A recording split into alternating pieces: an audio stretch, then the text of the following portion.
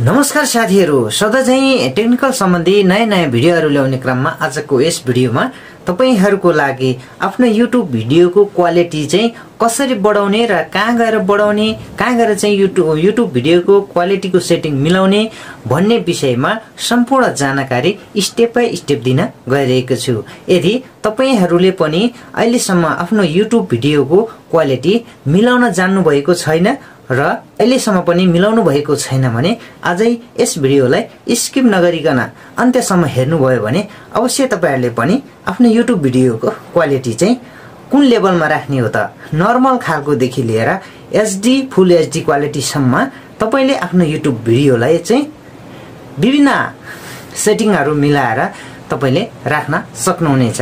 आज म तपाईहरुको युट्युब भिडियोको क्वालिटी प्रब्लमलाई दूर गराउने हिसाबले चाहिँ प्रब्लम सल्भ गर्ने हिसाबले चाहिँ आज यस भिडियो लिएर तपाईहरु माझमा उपस्थित भइसकेको छु। यदि यस हाम्रो टेक्निकल वाइटी च्यानलमा नयाँ हुनुहुन्छ र यस च्यानललाई सब्स्क्राइब गर्नुभएको छैन भने अवश्य यस च्यानललाई लाइक, कमेन्ट, शेयर र सब्स्क्राइब गरी नजिकै रहेको बेल नोटिफिकेसनलाई अल प्रेस गर्न नभुल्नुहोला, ताकि साथीहरु आगामी दिनहरुमा यस्तै खालका टेक्निकल सम्बन्धी भिडियोहरु तपाईहरु माझमा मिस जाने छैनन्। साथीहरु आउनुस् अब युट्युब भिडियोको क्वालिटी चाहिँ कसरी बढाउने, कहाँ गएर बढाउने त्यस प्रक्रिया तर्फ हामी मोबाइल स्क्रिन तर्फ लाग्छौं। त्यसको लागि तपाईले आफ्नो मोबाइल स्क्रिनमा रहेको युट्युब एपलाई ओपन गर्नुहोला। ओपन गरिसकेपछि यहाँ विभिन्न भिडियोहरु छन्, जसमध्ये म एउटा भिडियो प्ले गर्छु। म यो भिडियो प्ले गरिसकेपछि यहाँनिर तपाईले देख्न सक्नुहुन्छ सेटिङ भन्ने अप्सन अथवा कुनैको यहाँ 3 डट पनि हुन्छ। सेटिङ अप्सनमा टच गर्नुहोला। सेटिङ अप्सनमा टच गरिसकेपछि तपाईले यहाँनिर देख्नुहुन्छ, यहाँनिर सेटिङ क्वालिटी भनिएको छ। यहाँनिर यो क्वालिटीमा टच गर्नुहोला। क्वालिटीमा टच गरिसकेपछि यहाँ तपाईले देख्न सक्नुहुनेछ अटो रिकमेन्डेड तपाईको प्रयोग छ। सबैले यो अटोमा भिडियो राख्ने गर्दछ। तपाईले कुनै पनि मोबाइल अथवा क्यामेराबाट भिडियो सुट गरिसकेपछि भिडियोको क्वालिटी चाहिँ यसरी यहाँबाट चाहिँ तपाईले लो क्वालिटीमा भिडियो खिचे पनि यहाँ भिडियोमा आएर चाहिँ यसरी मिलाउन सक्नुहुनेछ। हाई पिक्चर क्वालिटी भनेर यहाँ चाहिँ मैले हाई पिक्चर क्वालिटीमा राखेको छु। तपाईहरुले यहाँ डाटा सेभर भनेको छ, यो डाटा सेभरमा पनि राख्दिन सक्नुहुन्छ। यो डाटा सेभर भनेपछि तपाईको यो डाटा सेभरमा राख्नुभयो भने जुन 360 यहाँ भनिएको छ 360p भनिएको छ, 360p भन्दा माथिको भिडियो क्वालिटीमा बस्ने छ। यो डाटा सेभर पनि तपाईको ठिकै हुनेछ भिडियो क्वालिटी।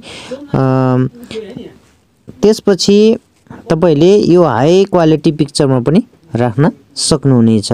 तपाईको भिडियो लो क्वालिटी भए पनि तपाईले भिडियोलाई लोड गरिसकेपछि यसरी भिडियोमा गएर चाहिँ यसरी भिडियोको क्वालिटी चाहिँ घटाउन बढाउन सकिन्छ। अर्को तरिका रहेको छ तपाईको यहाँनिर एडभान्स।